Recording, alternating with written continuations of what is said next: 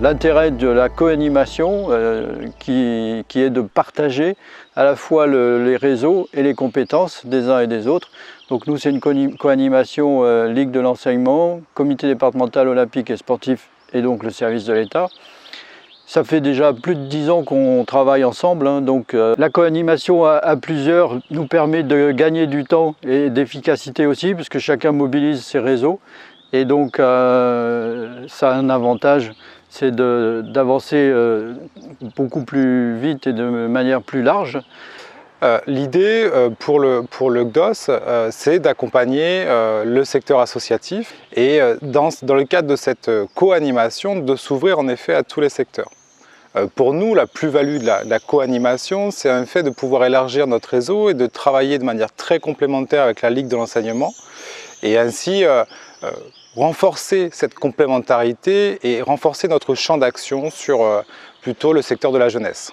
Et c'est vrai qu'on échange régulièrement depuis longtemps avec notamment le comité départemental olympique et sportif pour améliorer la qualité des formations proposées, pour répondre aux questions que se posent les bénévoles et les dirigeants associatifs.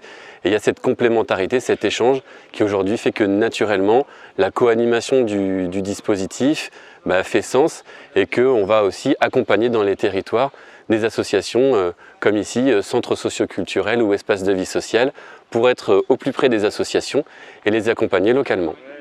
Donc sur la co-animation, l'idée est vraiment de renforcer ce maillage territorial et donc d'accompagner les différents acteurs dans les territoires qui vont être en charge de la mesure.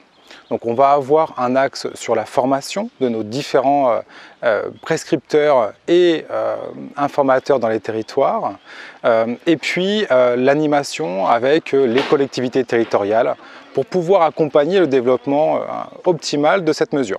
Et puis avec aussi nos réseaux et nos liens associatifs, on s'est rapproché d'autres fédérations pour rentrer en contact avec des structures plus locales de type centre social ou espace de vie sociale qui sont en prise directe avec leur territoire, en lien avec des associations sur un échelon plus local et puis aussi en lien avec les collectivités.